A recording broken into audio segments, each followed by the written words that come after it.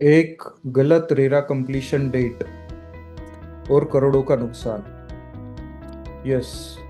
और वो भी तब जब आपको 51% अलॉटीज ने रेरा के नियम के हिसाब से अप्रूवल दे दिया है कि प्रोजेक्ट का एक्सटेंशन लेने के लिए हमारे कोई इशू नहीं है। उन्होंने नो ऑब्जेक्शन दे दिया है कि आप रेरा का डेट एक्सटेंड कर सकते हो, और रेरा ने भी आपको एक्सटेंशन अप्रूव कर दिया है। जी हाँ, रेरा के ट्रिब्यूनल, हाई कोर्ट्स, इन्होंने ऐसे ऑर्डर्स दिए हैं कि ये approval is for completion of the project, delayed completion of the project, ना कि हमने इंटरेस्ट को वेवर दिया है। आपने जो भी डिले किया है वो प्रोजेक्ट का डिले बिल्डर के काम में डिले हुआ है, ना कि कस्टमर का गलती है। कोर्ट्स ने, ट्रिब्यूनल्स ने ऐसे डायरेक्टली जजमेंट में बोला है कस्टमर का रिस्पॉन्सिबिलिटी है कि बिल्डर को टाइमली पेमेंट करे, सो दैट वो पेमेंट से प्रोजेक्ट टाइमली कंप्लीट कर सके। अगर गवर्नमेंट के सैंक्शंस में, परमिशंस में, आपके सप्लायर्स में, रॉ मटेरियल्स में कहीं पे कुछ प्रॉब्लम है, वो बिल्डर एक्सपर्ट रहता है, उस हिसाब से वो उसका प्रोजेक्ट का कंप्लीशन डेट प्लान करता है। तो कोई भी डिले होता है उसके लिए डेवलपर खुद रिस्पॉन्सिबल है। सो कोर्ट ने ये डायरेक्टली बोल दिया है कि इवन दो आपके कस्टमर्स ने 51% अलॉटीज ने एक्सटेंशन अप्रूव कर दिया, आपकी रेरा की प्रोजेक्ट की ड्यू डेट बढ़ा के दे दिए, रेरा ने भी वो अप्रूव कर दिए, तो भी आप इंटरेस्ट के लिए लायबल हो। और इसके लिए एक सिंपल सा एग्जांपल देता हूँ। सपोज आपका प्रोजेक्ट का कंप्लीशन डेट था 31 मार्च 2026 और आपका प्रोजेक्ट कंप्लीशन नहीं आया, और आपका वो डिले होता है सपोज 6 मंथ से, मतलब वो सितंबर 2026।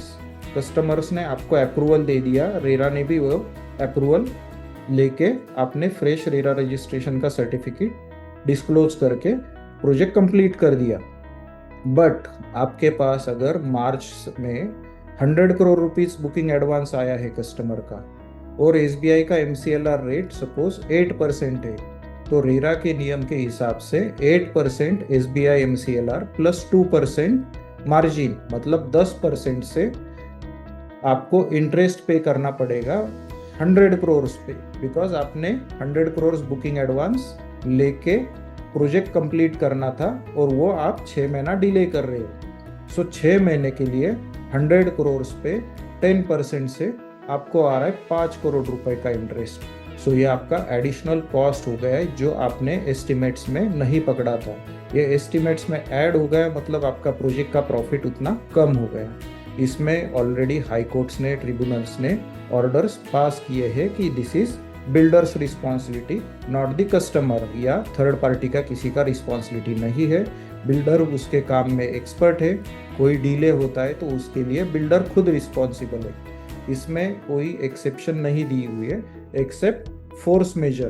तो फोर्स मेजर में बिल्डर ये कंटेस्ट कर सकता है कि ये फोर्स मेजर स्पेसिफिकली दिखाना पड़ेगा, प्रूव करना पड़ेगा, ये वॉर की वजह से हुआ है, ये नेचुरल कैलेमिटी से वजह से हुआ है, या आपके पास जो भी रीज़न है उसके प्रॉपर एविडेंसेस आपको डॉक्यूमेंट करने पड़ेंगे।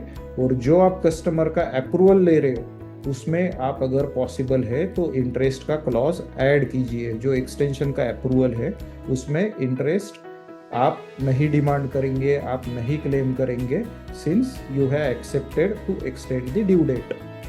ऐसा क्लॉज ऐड कीजिए। सो ध्यान में रखिए, जब भी आप प्रोजेक्ट रजिस्टर कर रहे हो, आपकी रेरा कंप्लीशन डेट सभी फैक्टर्स कंसिडर करके, बफर टाइम कंसिडर करके, कोई इश्यूज आपको लग रहे, डाउटफुल लग रहे, वो कंसिडर करके आप प्रोजेक्ट की कंप्लीशन डेट रजिस्ट्रेशन के टाइम पे अपडेट कीजिए। इस वीडियो में इतना ही। आपको वीडियो अच्छी लगी तो लाइक, सब्सक्राइब कर दीजिए, आपके फ्रेंड्स के साथ शेयर कीजिए। Thank you for watching my video.